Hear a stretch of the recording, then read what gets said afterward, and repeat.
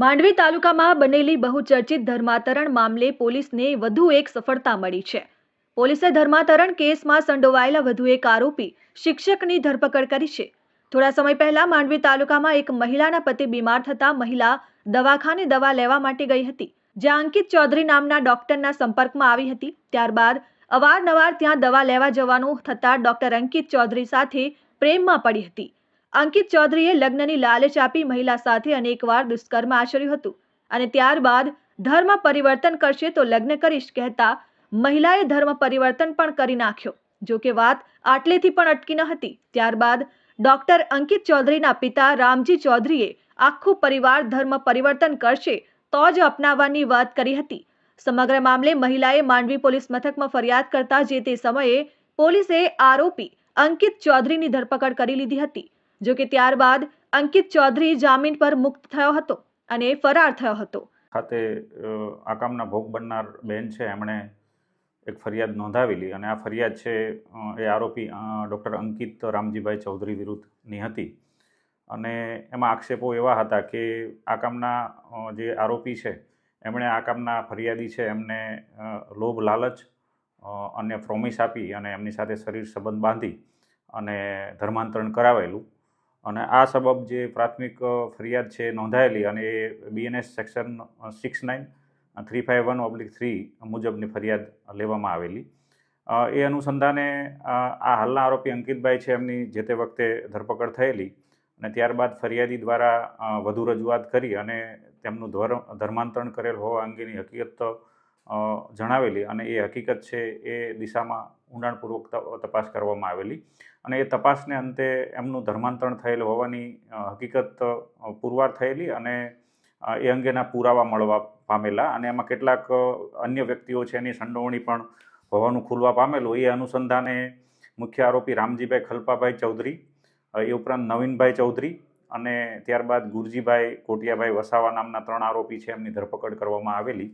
જો કે આખો મામલો પોલીસે ગંભીરતાથી લઈ ઊંડાણપૂર્વક તપાસ કરતા એક ધર્માંતરણ કરવાનું એક ષડયંત્ર સામે આવ્યું હતું.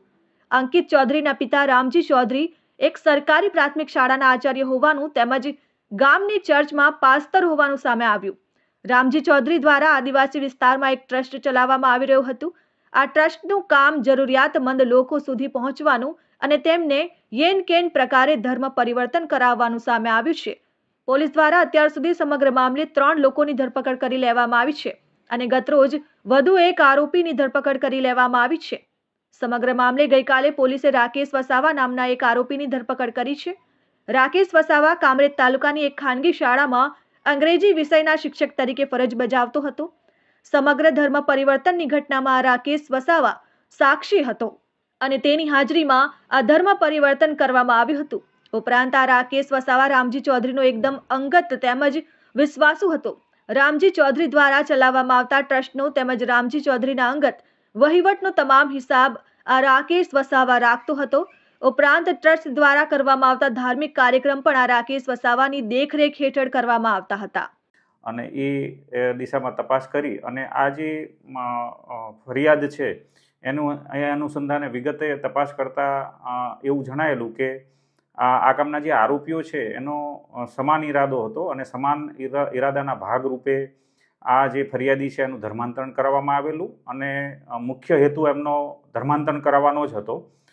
એ અનુસંધાને BNS સેક્શન 35 કોમન ઇન્ટેન્શનની કલમ છે એનો પણ ઉમેરો કરવામાં આવેલો છે. એ અનુસંધાને વધુ એક આરોપી રાકેશ ચંદુલાલ વસાવા અંબાપુર ગામના છે, નિશાળ ફળિયું, તાલુકો માંડવીના, એમની ગઈકાલે ધરપકડ કરીને 5 દિવસના રિમાન્ડ લેવામાં આવેલા છે. એમની હાલ વિગતે પૂછપરછ ચાલુ છે.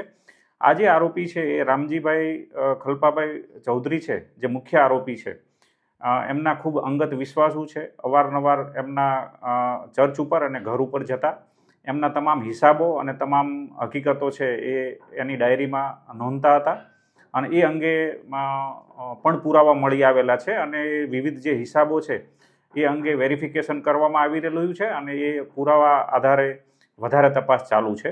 હાલ આ આરોપી છે રિમાન્ડ ઉપર છે, એમની ડિટેલ પૂછપરછ ચાલુ છે. અન્ય કોની સંડોવણી છે, કોની શું ભૂમિકા છે એ દિશામાં તપાસ ચાલુ. Bureau report RN news Mandvi.